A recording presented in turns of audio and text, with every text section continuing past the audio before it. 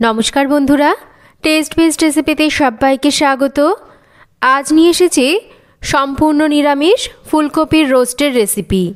सम्पूर्ण निरामिषेर recipe fried rice, pulao, kulcha, रुटी, परोटा, लुचि एमनकि सादा भातेर साथे खेते बेश भालो लागे। चलुन ताहले आजकेर एई फुलकपिर निरामिष रोस्टेर रेसिपि देखे नेওয়া যাক। फुलकपिर रोस्ट बानानोर जोन्नो एखाने आमि फुलकपि केटे निয়েছি।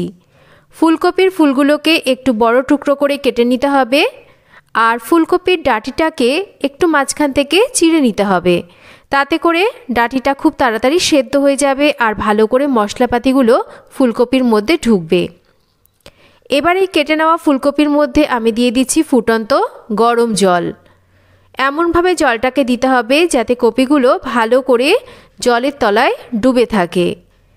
दिচ্ছি एखाने কিছুটা लवण। एबार এই लवण गरम जलेर मध्य आमरा फुलकपिके भालो करे मिशिए निये मिनिट 10 এইভাবেই रेखे देब।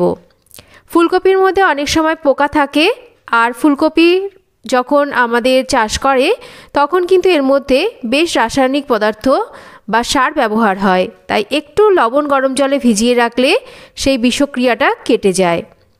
এদিকে দেখুন একটা কাপের মধ্যে আমি নিয়ে নিচ্ছি গরম জল, তার মধ্যে দিয়ে দিচ্ছি মিল্ক পাউডার। এবার আমরা মিল্ক পাউডারটাকে ভালো করে এই রকম গুলে নেব। চলুন একটা মশলা আমরা তৈরি করে নিই। একটা বাটিতে নিয়ে নিচ্ছি জিরের গুঁড়ো, সমপরিমাণ ধনের গুঁড়ো, ঝালের জন্য লঙ্কার গুঁড়ো, হলুদের পরিমাণটা খুব সামান্য দিতে হবে আর তার সাথে স্বাদ মতন লবণ, স্বাদ মতন মিষ্টি আর আদা কাঁচা লঙ্কা বাটা দিচ্ছি। কিছুটা জল দিয়ে আমরা এই সমস্ত মশলার একটা পেস্ট তৈরি করে নেব। হলুদের পরিমাণটা অল্প না দিলে খুব বেশি হলুদ হয়ে গেলে কিন্তু ফুলকপির রোস্টের রঙটা ভালো আসে না, তাই হলুদের পরিমাণটা একটু অল্পই দেবেন। মশলা তৈরি করে নিয়েছি আর এদিকে ফুলকপির জলটাকেও ভালো করে ঝরিয়ে নিয়েছি। রান্নাটা শুরু করব। তার জন্য কড়াইতে আমরা তেল গরম করে নেব আর এই রান্নাটা অবশ্যই করে কিন্তু সাদা তেলে করতে হবে।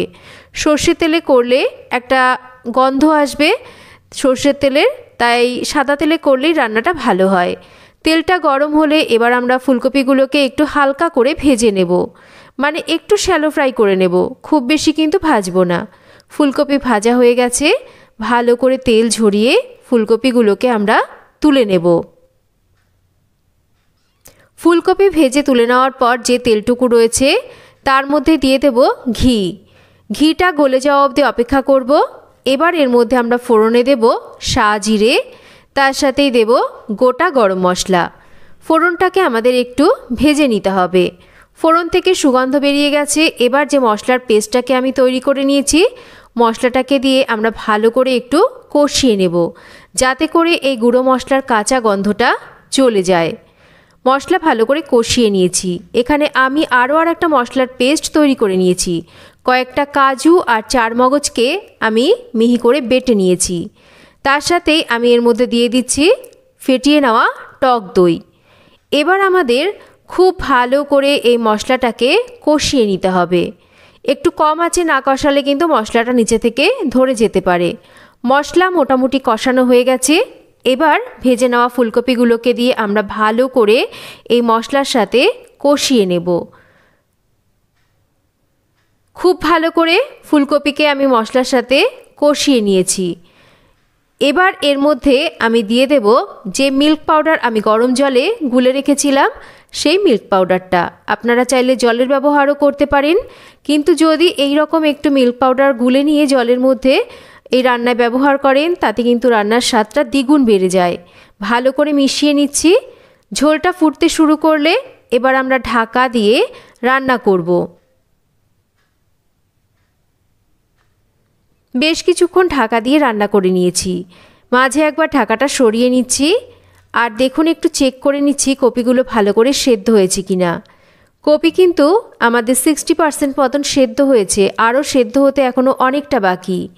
এই সময় আমরা এর মধ্যে দিয়ে দেব শাহি গরম মশলার গুঁড়ো।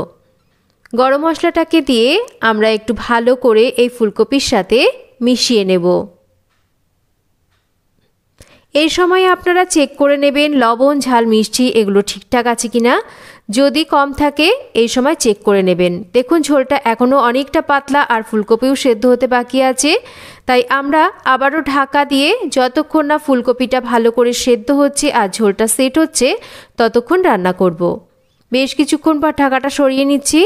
আমার মনে হচ্ছে ফুলকপিটা হয়েই এসছে। ফুলকপিগুলো খুব ভালো করে সেদ্ধ হয়ে গেছে, ঝোলটাও কিন্তু সেট হয়ে গেছে। এবার আমরা এটাকে নামিয়ে নিতে পারি।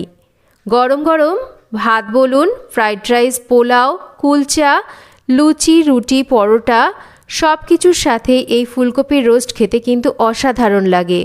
বাড়িতে যদি ছোটোখাটো কোনো অনুষ্ঠান হয়ে থাকে তাহলেও আপনারা এই রেসিপিটা খুব সহজেই কিন্তু বানিয়ে নিতে পারেন। তো কেমন লাগলো আজকের এই সম্পূর্ণ নিরামিষ ফুলকপির রোস্টের রেসিপি একটা কমেন্ট করে জানাবেন। রেসিপিটা ভালো লাগলে একটা লাইক করবেন, রেসিপিটা শেয়ার করবেন, আর যদি চ্যানেল সাবস্ক্রাইব করা না থাকে তাহলে চ্যানেলটাকে সাবস্ক্রাইব করবেন। সবাই ভালো থাকবেন। আবার ফিরে আসব নতুন কোনো রেসিপি নিয়ে। এতক্ষণ আমার সাথে থাকার জন্য অসংখ্য ধন্যবাদ। সবাই ভালো থাকবেন, সুস্থ থাকবেন।